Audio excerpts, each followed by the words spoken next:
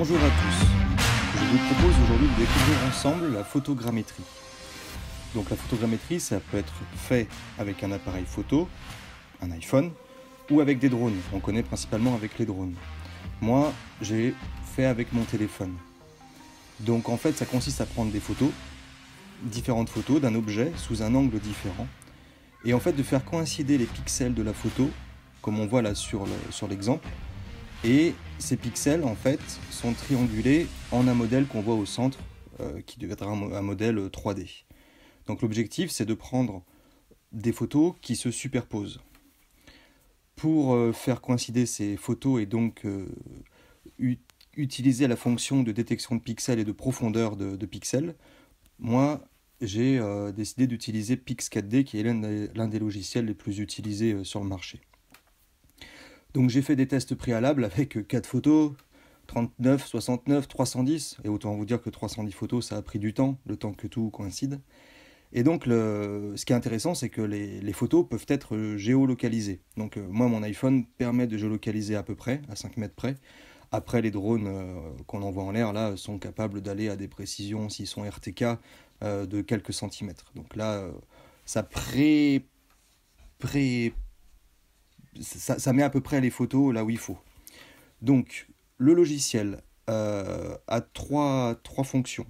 La première, qui est l'initial processing, donc qui sert à essayer de faire matcher les photos entre elles, pour les caler dans l'espace. Ensuite, c'est de créer un nuage de points et de créer des points de comparaison complémentaires pour densifier le nuage de points. Et ensuite de créer des triangles sur lesquels viendront s'ajouter la texture pour donner un effet un peu plus réaliste. Donc bien sûr, ces trois étapes ont des options que je ne détaillerai pas parce que déjà je ne les comprends pas toutes parce que je débute sur le logiciel. Donc au début, là je viens de lancer l'initial processing. Donc il va essayer de voir si les photos arrivent bien à se caler dans l'espace et s'il y a assez de recouvrement entre elles. Donc en fait, si c'est suffisant, on pourra aller jusqu'au bout du processus. Si jamais il n'y a pas assez de recouvrement, il pourra rejeter quelques images et s'il en rejette trop, il refusera tout simplement de faire le calcul jusqu'au bout. Donc le calcul peut être assez long. C'est pour ça qu'en fait, il y a des phases que je vais accélérer. Et donc en fait, ce qu'on voit à l'écran, là, les points rouges, ce sont en fait les photos qu'on a pris. Là, ça représente une toute petite surface. Si jamais on a pris avec un appareil qui est géolocalisé, on pourra avoir derrière un fond de carte. Donc je vous rappelle que moi, j'ai pas pris des images vues d'en haut avec un drone. Ce sont des images que j'ai prises autour d'un objet, et même de plusieurs objets. J'ai fait plusieurs tests. Donc, quand on lance le procédé, les images qui passent en vert, ce sont celles qui arrivent à fonctionner, celles où la superposition des pixels est suffisante. En rouge, ce seront celles en fait qui n'arriveront pas à se superposer. Donc là, je suis dans l'onglet Map View. Derrière, j'ai qu'un fond gris parce qu'en fait, j'ai pas.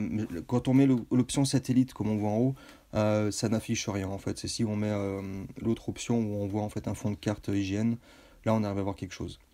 Donc là, on vient de voir que le processus est en train de se faire. Il est en train de calculer le computing matches, c'est de voir justement si les photos se superposent. On voit que tout passe en vert, que tout arrive à se calculer. Ensuite, il y a la calibration.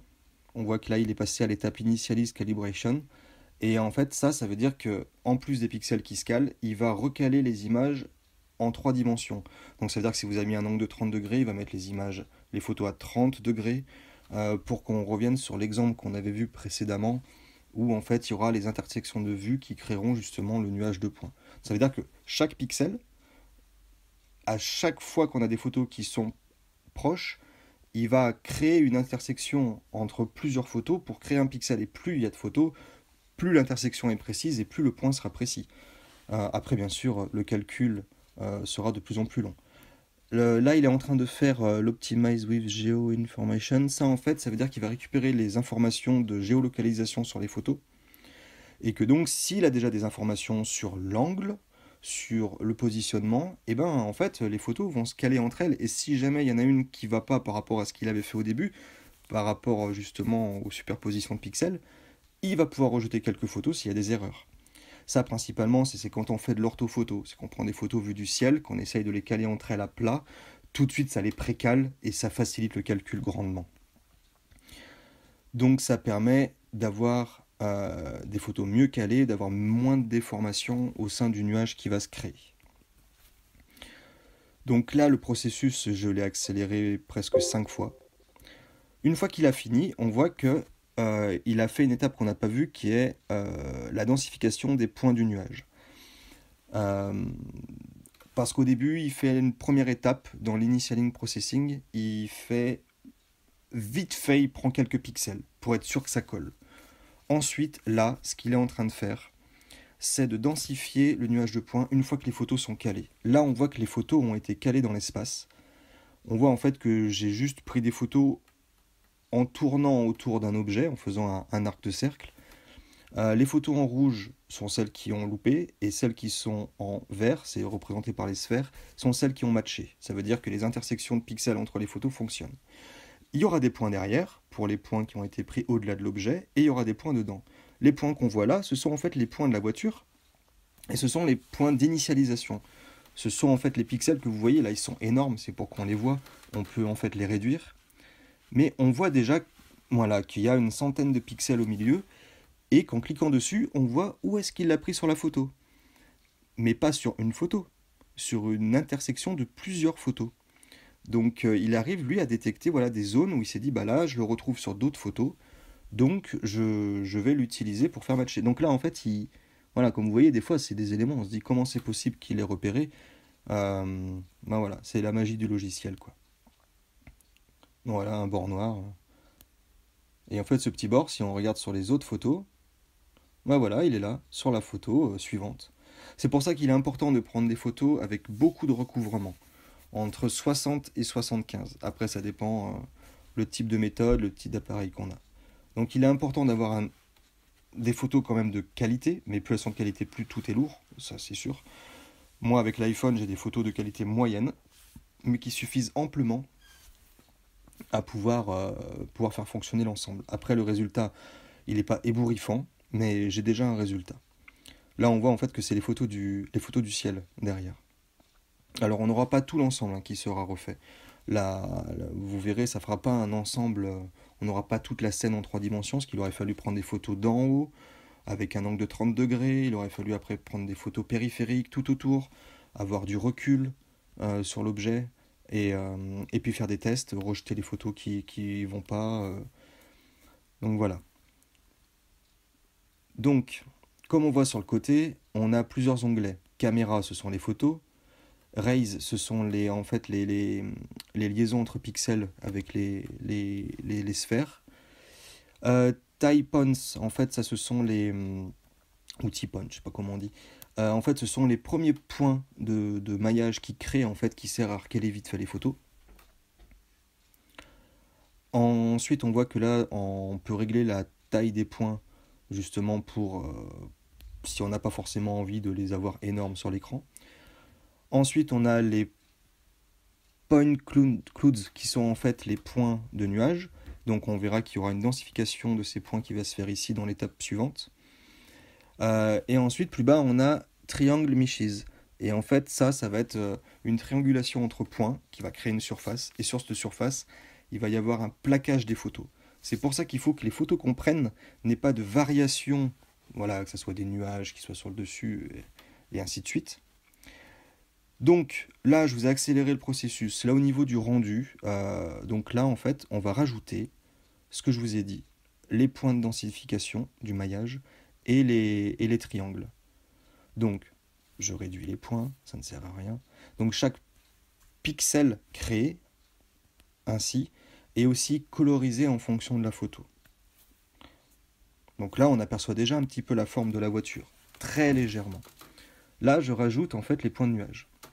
Bon, bien sûr, ils sont énormes. Donc tout de suite, on clique dessus pour aller sur l'onglet qui va permettre de réduire la taille et d'avoir quelque chose de correct.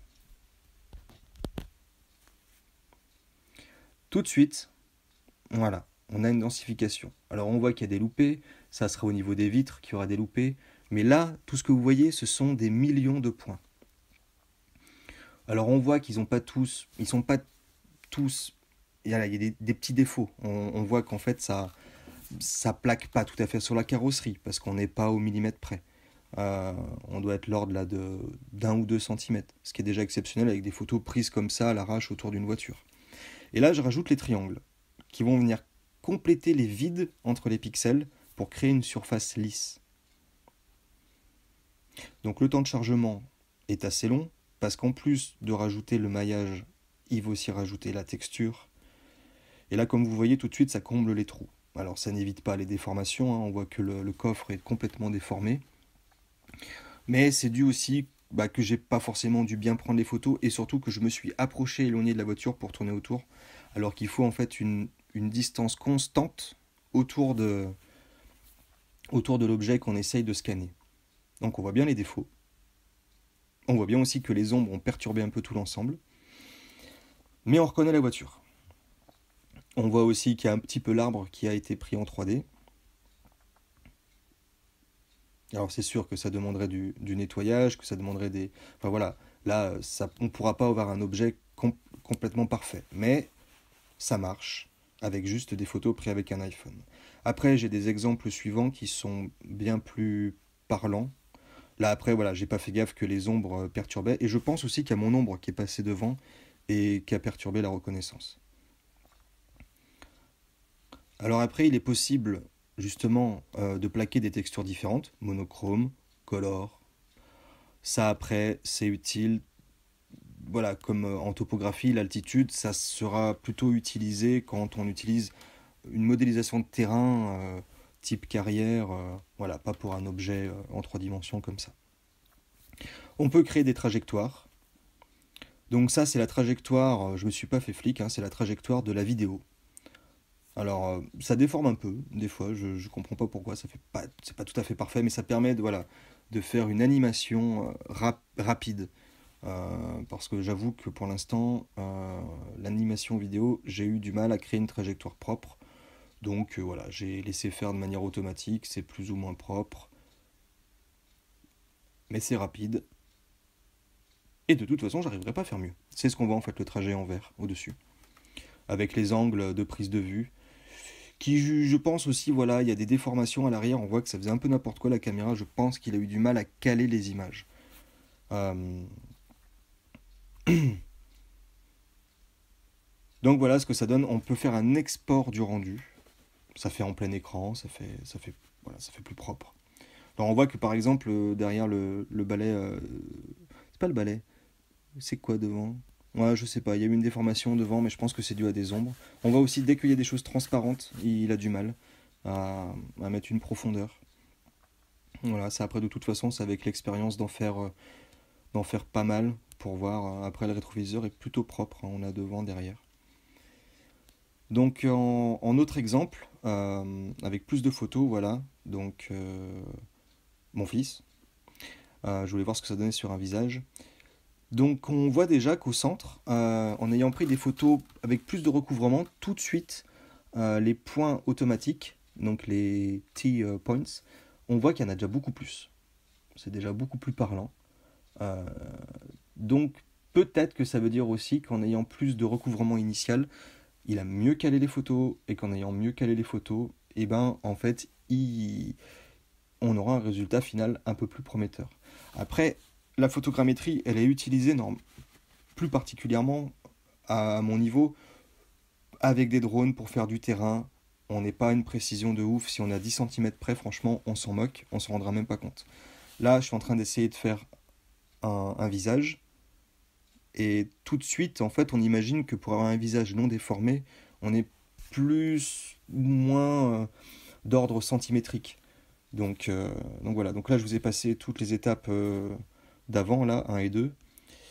Euh, donc voilà le résultat. Donc on voit que c'est déformé, que c'est pas tout à fait propre, mais on retrouve quand même la forme générale du bonhomme. Alors après, on voit tout de suite que les déformations sont dues en fait au mouvement de son corps. Il faut que l'élément qu'on prend soit totalement immobile. Et regardez le résultat. Là, une vidéo prise avec un iPhone 6, ce que j'obtiens en rendu 3D, bon j'ai stabilisé la vidéo hein, pour que ce soit un peu plus propre à l'œil, mais voilà, vous voyez que tout ce qui est à l'extérieur, qui bouge pas, c'est parfait. Après, il faudrait prendre des vidéos avec trépied, faire un cercle autour de l'objet pour avoir toujours la même distance focale, et là on aurait un rendu beaucoup plus parfait. Mais là déjà, voilà, on, vous voyez le meuble derrière, il est parfait, on dirait que c'est la vidéo, hein, alors que c'est que, que de la photogrammétrie. Allez, je vous dis à la prochaine, et merci pour tous ceux qui me regardent.